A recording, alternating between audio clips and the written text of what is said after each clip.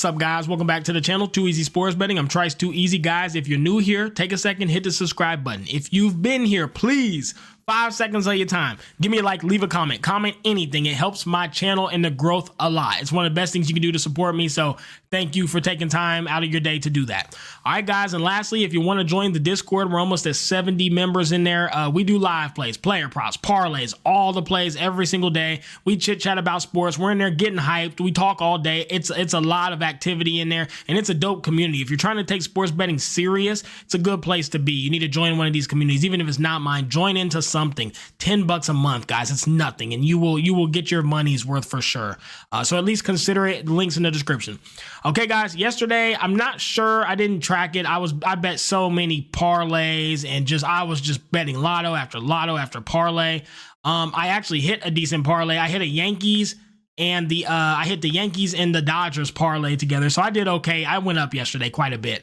But if you just tailed my straights, all the plays, you probably went down. If you just tailed the top plays, you went up. So I don't know. Moving forward, I'm doing parlays on my ladies' account. And I'm going to do the straights on my account so I can actually show you guys to pick it instead of just estimating. I'll actually have results like this was yesterday. This is all the plays. This is how the results were. Then on her phone, it's just going to be parlays and lottos and shit like that I've been doing, okay? But yeah, anyways, let's get into the player props for today for baseball. I have Salvador Perez under 1.5 hits, runs, RBIs. Self-explanatory. Don't trust him. Don't trust his bat, and I think the price is fair. Anthony Volpe under 1.5 hits, runs, RBIs. I don't expect a lot of runs. 80% hit rate. He hit it yesterday. Fuck him. I don't see him hitting it today. Michael Walker's going to deal. Lastly, Austin Wells under 1.5 hits, runs, RBIs. 70% hit rate, but I like this a lot. These Yankees bats suck. I don't trust them to score, and I think today's very low scoring. I think Walker maybe goes 4 or 5 innings. They pull him out, bring in their dominant bullpen, so it stays low scoring. So that's where I'm at with the props today. Let's go over here and review the actual game, talk about the slate. So 2 games. You got the Guardians and the Tigers and the Yankees and the Royals. For the Guardians and the Tigers, there's no pitchers announced. I'm pretty sure they're both going to be on bullpen days, okay? So this is a tricky game to cap for me. I'm going to go into detail here, so bear with me. First things first, the Guardians have one of the best, either the first or second best bullpen in the league, only second to maybe the Padres bullpen, right? So that's tough because the Guardians bullpen is very fucking good. On the flip end of that, the Tigers bullpen has been really good also. They're doing well, and they've been utilizing this strategy of a pitcher an inning. A pitcher goes 2 innings, swap them out, switch it up. Don't get them in the rhythm of who they're hitting against, and it's been working really well for them.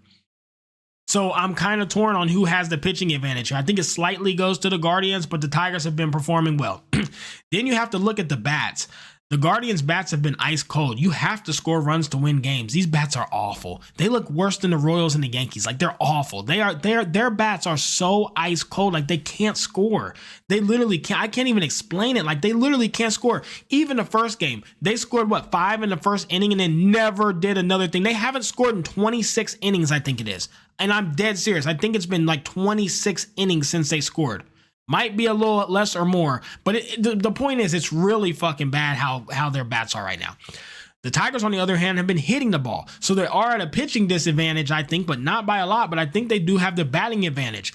If you look at morale, Tigers were no rest, 4 games on the road traveling and only lost 1 game. Came home and fucking dominated the Guardians yesterday. So Guardians have all the steam, all the momentum. They look unbeatable. How do you not back them? It should be a clear Tigers and Tigers team total over spot. The problem is, what I worry about is do the Tigers punt this game? If they punt this game, series goes 2-2, then they get a rest day. Then they can bring in Screwball for game 5 to pitch 8 innings and shut the Guardians out.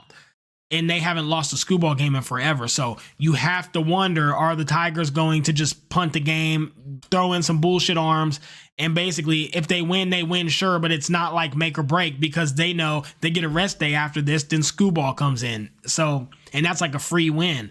So it's really hard to say. I mean, the Guardians have to win this game too. So there's a lot of reasons to be on both sides. Mainly the Guardians have to fucking win this because they do not want to get a rest day, then face Screwball. So I think the Guardians even know like this is a must win for us. Tigers, on the other hand, they just are batting so good. Does it matter who they pitch? They can throw in some shitty arms that the Guardians can't hit them. So this is very difficult to cap. But I'm just going to go with what I've seen. I understand they may punt the game, give a rest day, and then come out with school ball. So be it. Take my units. I have to be on the Tigers here. It is a clear Tiger advantage and spot. If they lose, it's because they threw in bullshit arms and just punted the game. They didn't care because they know they get a rest day than school ball for game 5. But Tigers money line, Tigers team totals where I would lean. The team total should hit no matter what. I mean, they're going to go out there and try to hit the ball. Second game of the day, Garrett Cole and Michael Wacha for the Yankees and the Royals. Listen, the Yankees bats are really bad. They're not scary at all. Aaron Judge has gone missing. Juan Soto's gone missing. These guys aren't doing shit. They look really, really bad. The Yankees lineup looks horrible. What's really been saving them is just bullshit hits, little dinkers, and like getting walked a lot. The Yankees draw a lot of walks, which puts runners on base, and they steal. They're in scoring position. Little blooper gets hit, they score. They should be getting blown out in most of these games. Garrett Cole's solid, but he's been getting hit up a bit. Michael Wacha is solid. He's been getting hit up a bit. Last time these teams faced each other, they both didn't do great.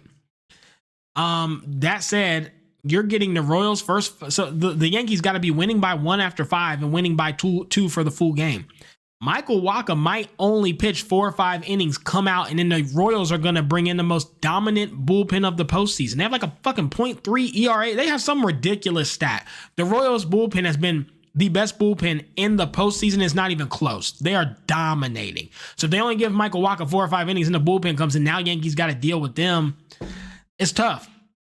Royals first 5, half a run seems free to me. Royals on the run line at -1.5. Again, who the fuck are the Yankees going to beat by 2 when they can't hit? And the Royals been hanging with them. Even the game they won, they only won by 1. So to me, I got to be on these bets. They seem pretty good to me. So what did I actually play today? What were my plays?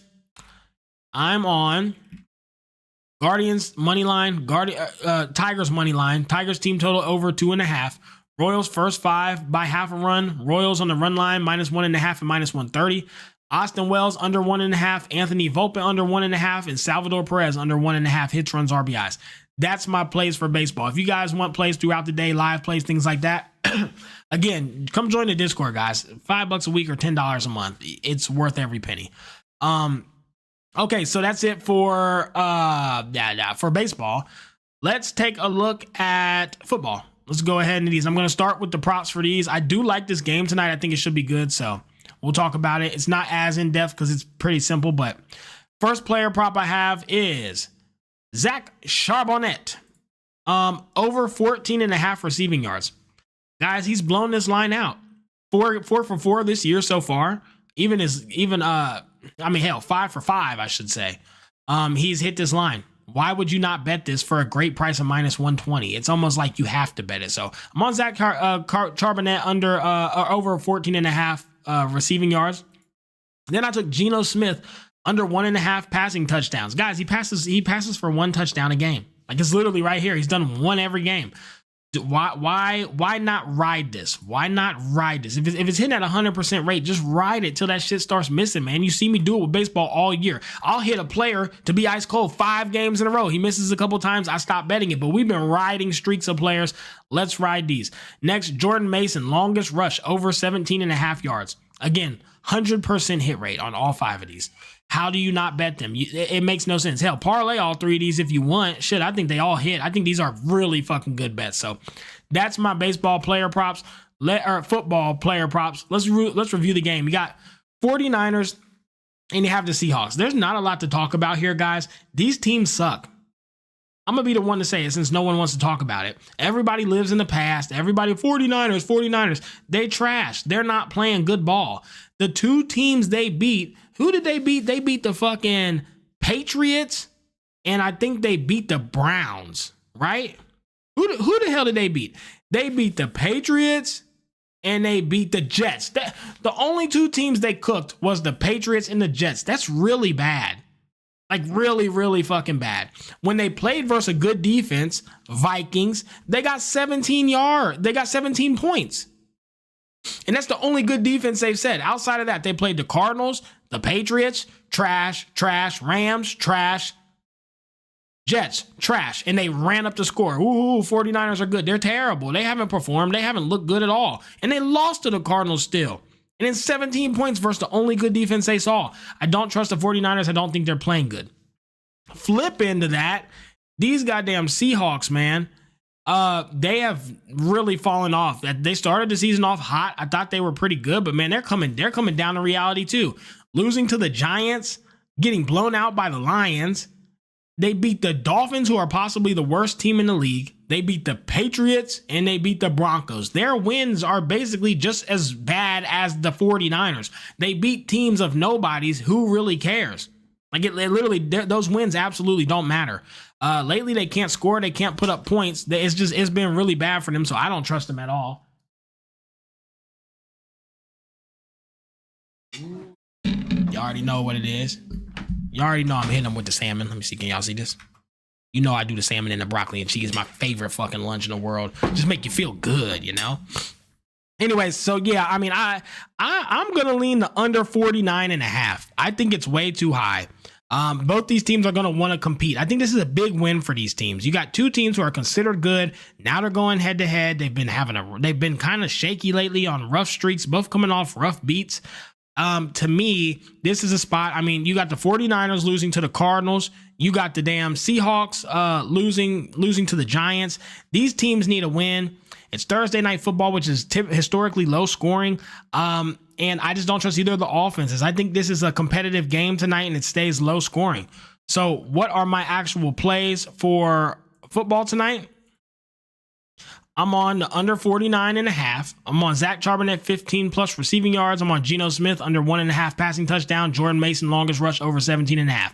Kept it very simple today, guys. Let's get these units. Let's get out here. Let's get a bag, and let's crack these folks.